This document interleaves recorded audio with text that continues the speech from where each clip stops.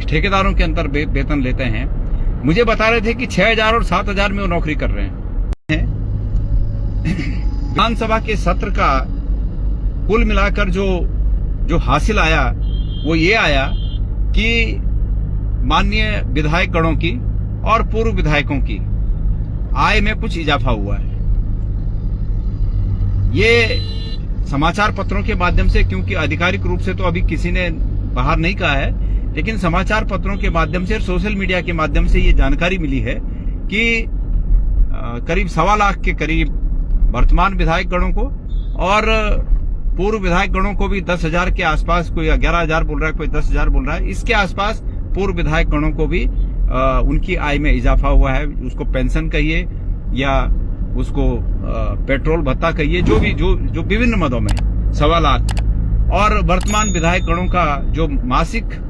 जो उनको मिलना है वो 4 लाख के करीब तय हुआ है, ये बताया गया है। मेरा उत्तराखंड की सरकार से ये कहना है कि इतना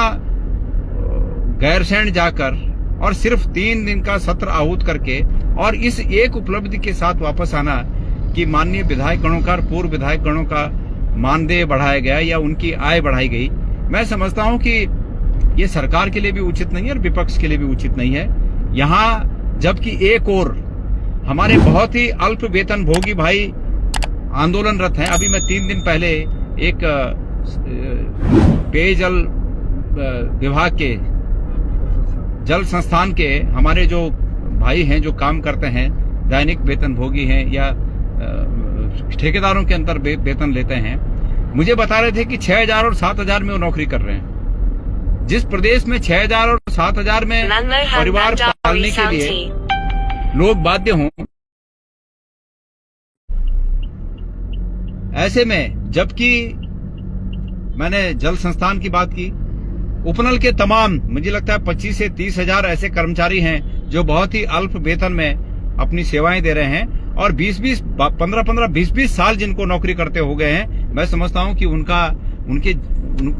पूरी जिंदगी उनकी लग गई है। और ऐसे में माननीय विधायक गण और पूर्व विधायक गणों का वेतन बढ़ा देना, मैं समझता हूं कि उन्हें चिढ़ाने जैसा है। जहां एक और आपदा में अभी तक जो एक 5,000 की आतुक सहायता लोगों को मिलनी चाहिए थी, अब तक वो तक नहीं मिल पाई है जिस प्रदेश में, उस प्रदेश में इस प्रकार के कृत्य को मैं समझता हूं कि आम लोगों को चिढ़ाने जैसा है। मेरा इस मामले में ये सजेशन है कि ठीक है, पैसा सबकी आवश्यकता है और मैं ये भी मानता हूं कि जो सार्वजनिक जीवन में या जो राजनीतिक जीवन में लोग होते हैं उनके पास तमाम खर्चे होते हैं, ये भी सच है। लेकिन इस बात के लिए, लोगों के विश्वास को बनाए रखने के लिए, जिस प्रकार से अन्य बातों को, अन्य कर्मचारियों की तनख्वाह बढ़ाने के लिए या इसके लिए कोई आयोग होता है, इसी प्रकार का कोई नियामक जैसा आयोग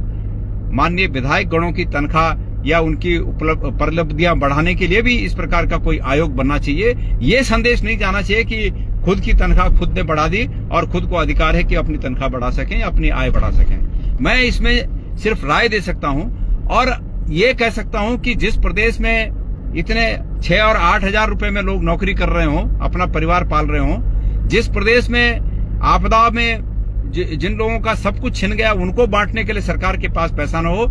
ऐसे प्रदेश में पूर्व विधायक के रूप में जो बड़ा हुआ, जो मुझे पूर्व विधायक के रूप में जो सबको बढ़ा, मुझे भी बड़ा होगा,